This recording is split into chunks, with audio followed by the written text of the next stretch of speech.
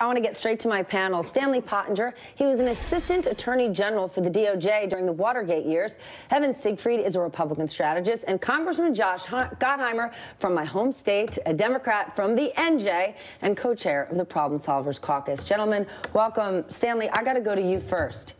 Career prosecutors and investigators, there's no way they are going to be satisfied with the idea that they're going to get a written statement from President Trump. No, that's not going to happen. But I think that it is a complicated thing because if you, she just said a moment ago, you can't plead the fifth. You shouldn't plead the fifth. And I don't think that Trump has ever said he wants to plead the fifth. I think the problem is that process versus content. If you say, I don't have a problem with the content, I've not done anything wrong, but that still does not keep you insulated from problems of the process of being interviewed. I mean, if you think about it, Michael Flynn, his biggest problem is a line or a 1001. You can get confused, you can get mixed up, you can get all kinds of exposure if you are simply dealing with a prosecutor. You don't want to do that when you're in a high-profile case, if you can possibly avoid it, even if you've done nothing wrong. Okay, granted, it was on the campaign trail, and the president, you know, does like to talk a big game, but he did say last June he would be more than happy to speak. Take a listen.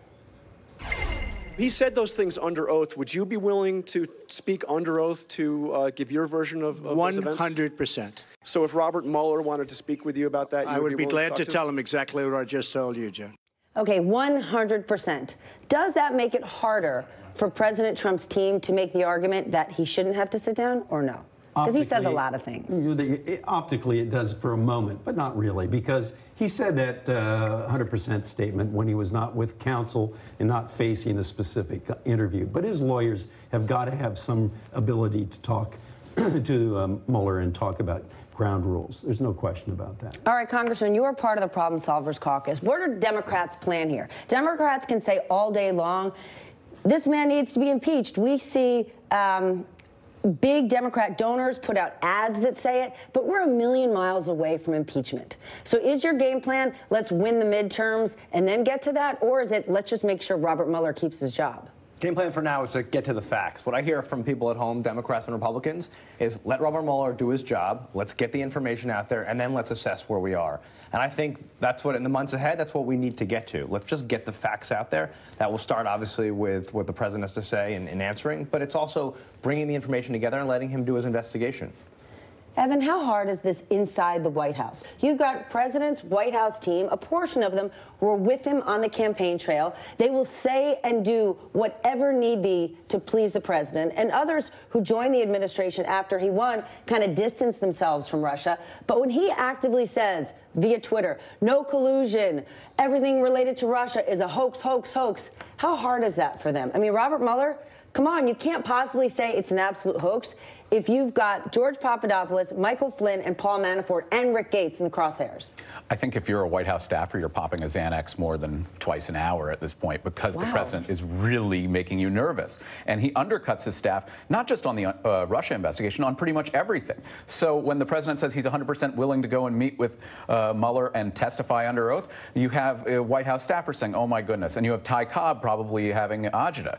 I think that the president would love to be able to tweet his responses to the Mueller investigation and just do that, but they're not going to get it. The president needs to come clean, and I think that if the best disinfectant is sunlight, and the president should testify in a way that the American people can see and do so under oath, because then we can put the Russia investigation behind us and allow for the facts to come out and Robert Mueller to finish his job. He's a man of integrity, and Republicans have acknowledged this.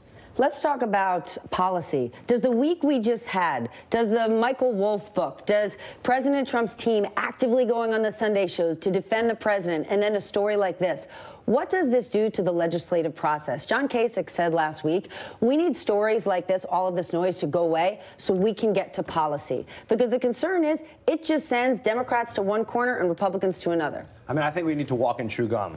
Mueller's got to do his investigation. We have to get to the bottom of it.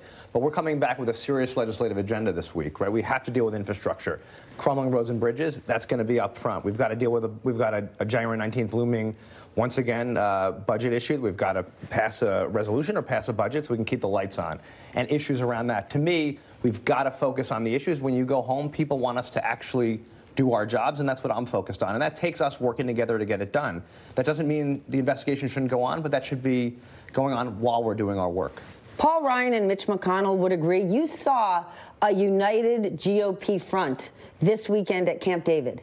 Is that the truth, or how hard is it for rank-and-file Republicans to stay on message? They're feeling a huge victory since the tax cuts came through, but couple that with with the book, with the Russia stories. How hard is it for Republicans to continue to stand behind the president? It's easier for me to hop up Mount Everest on one foot. I think Really? Because Paul Ryan said the president was an exquisite leader, I think, just a couple of weeks ago. Yes, but we're still, the tax cut package that passed, while it's very good and people are liking that they're getting companies raising their wages, many people, or more Americans, don't like it. They think it benefits the uber wealthy as opposed to the middle class. And in that meeting that they had at Camp David, they said, all right, we're not going to have too much in legislative results in 2018. 2017 is the real legislative results here. We've got to be able to sell what we did in 2017, which wasn't much. Neil Gorsuch isn't enough to hang your hat on if you're in a competitive Senate race. And the tax cut package, because it's polling so terribly for Republicans, you have to be able to sell it. And you can't sell it when the President of the United States is going out and tweeting he's a stable genius, or the Michael Wolff book comes out and Steve Bannon self-destructs and shows why you don't let children at the grown-ups table. You're absolutely right. But if we do see wage pressure, and if we see wages go up, if we see the economy continue to improve, that does forgive a lot of pretty awful things. How did the economy play out for all of our Republican candidates this year in November 2017? It didn't work. And I'd say it depends where you are. What I'm hearing at home with this tax hike bill that just got passed in December, our people are panicked in Jersey and the tri-state area because their taxes are going up. They've lost these key deductions. They're now picking up more of the tab for these other states, which I call moocher states, the ones that we're always paying the bill for. And that's what I'm hearing about. So they don't see what just happened as a win. They see it as a tax hike on them. All right, I want to go back to this story for a moment. Stanley, let's take the other side of the coin. If you're John Dowd, if you're Ty Cobb, and we know the president doesn't like tough conversations. He doesn't like bad news. He sends people packing who try to deliver tough talk. But if you're one of these two guys, what are you saying to the president? Because these guys have been saying for months, this investigation is almost over. It's not. Well, the timing of the investigation is really important for all the reasons we're talking about. One of the questions that you'd want to ask at this point is, why is this discussion happening now? Typically, the prosecution does not get to the top of the pyramid, and that would be the president, until you're close to the end of an investigation. So why are these discussions happening now? Is that a signal that Mueller is, in fact, getting closer to wrapping this up, which would be a bit of a surprise? These investigations typically go on for many, many months. Or is that only an initiation of a request to wrap it up by the White House? I would want to know if that's the case, because if that's the case, and in fact Mueller is getting close to wrapping it up, as signaled by his effort to go after the president's interview, then you've got a big change in the landscape. All right, what's happening. Then quick yes, no, because I want to timestamp this. President Trump, is he going to try to fire Mueller? No. No. No. No, it'll be defund. There you go. All right, well, we're going to leave it there.